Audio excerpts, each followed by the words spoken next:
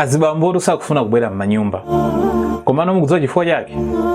Nyumba mlomoti ikhale ngati malo amene iwo akupeza ko mpumulo.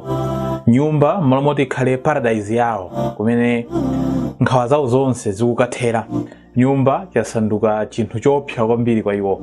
Akuopa kuti akabwerera ku nyumba kwawo akakumana ndi mkazi wawo amene ali ndi milandu yochuluka kwa iwo. Kungofika pa khomo ndimadikira iwe kumene. Nthawi yonse ndimadikira iweyo chifukwa chani pochoka sunasiye ndalama ya tomato. Chifukwa chani iweyo pochoka sunasiye ndalama ya makala. Chifukwa chani pochoka unavala sapato iyi. Chifukwa chani pochoka unapanga izi. Chifukwa chani ana lero sunapase ndalama yoti akagule zinthu zokadyera. Chifukwa chani lero sunandipase ndalama yoti ndigulire zovala za nyuwani. Ndiye Azibambo amasankha kunena kuti it's better azikhala ku ntchito konko.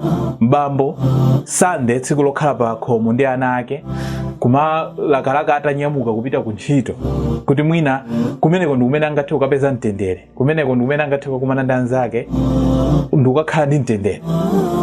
Azimayi zikufunika kupola moto ndi kubweza magiya. Mwamuna si rival kapena kuti si mdani, si munthu olimbana naye. Chifukwa ena amamtenga ngati mwamuna ndi mdani wawo amene deire akuyenera ayambane naye, amene deire akuyenera apute mlandu ngati palibe mlandu ausake auyambe. Ino ndi amene mukuyenera mukhale anthu ompanga comfort mwamuna. Mwamuna sakufuna zambiri kwa wina aliyense, komanso sakufuna zambiri kuchokera kwa inu, akungofuna mtendere. Ena amanena kuti peace of mind. Tiyeni timudikirira afike pa khomo, akafika pa khomo tiyeni timpange comfort, tiyeni timpase chimwemwe iyeyo afire kuti ndafika adi pa khomo pamene mavuto onse amene ndakumana nawo akuzathera pano. Ngati video yakusangalasani, click plus button yomwe ili pamwambayi, ipangeni like komanso ipangeni share. Tiona naso mu video ina. Zikomo kwambiri.